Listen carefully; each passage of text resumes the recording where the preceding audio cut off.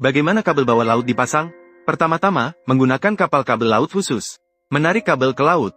Kapal kabel laut memiliki lebar lebih dari 20 meter. Panjangnya bisa mencapai ratusan meter. Kabel yang dimuat kali ini bisa sepanjang 2000 km. Setelah tiba di tujuan, kapal kabel laut berhenti, menurunkan sebuah kapal penarik kecil, menarik salah satu ujung kabel, sepanjang rute yang telah ditentukan, berdasarkan topografi dasar laut, menurunkan kabel dengan kecepatan yang sesuai. Kondisi dasar laut cukup kompleks. Jika kabel hanya dilempar ke dasar laut, hiu yang lewat, kapal yang melintas, erosi oleh arus laut, bahkan organisme krustasea, semuanya bisa merusak kabel. Jadi kabel harus dikubur di dalam pasir dasar laut. Ini memerlukan baja penanaman untuk digunakan. Di atasnya terdapat pistol air bertekanan tinggi, yang dapat mengeruk saluran sedalam 2 meter di dasar laut. Untuk mengubur kabel di dalamnya, menggali saluran sedalam ini, disebabkan oleh banyaknya risiko di wilayah laut dangkal. Diperlukan lapisan pelindung yang tebal di luar kabel fiber optik. Paket tersebut dilapisi dengan lapisan pelindung yang tebal.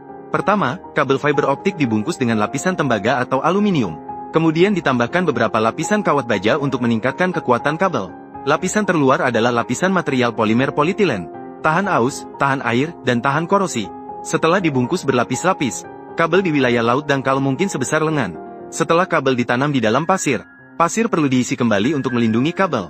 Melindungi kabel fiber optik. Sebuah kapal kabel laut dapat memasang sekitar 100 hingga 150 km kabel setiap hari. Jika berada di wilayah laut dalam, kecepatannya justru akan lebih cepat. Biayanya juga akan lebih rendah. Karena jauh dari kapal dan aktivitas manusia, kabel di wilayah laut dalam tidak memerlukan banyak perlindungan. Jadi, mungkin hanya sebesar koin Rp1. Namun, karena cahaya di dasar laut terlalu gelap dan topografinya kompleks, diperlukan robot bawah air untuk mendeteksi medan terlebih dahulu. Hindari tempat yang tidak rata dan berbatu. Dari tahun 1850 hingga sekarang, kabel bawah laut di seluruh dunia sudah mencapai panjang 1,35 juta kilometer. Jika dibentangkan, itu bisa mengelilingi bumi sebanyak 35 kali.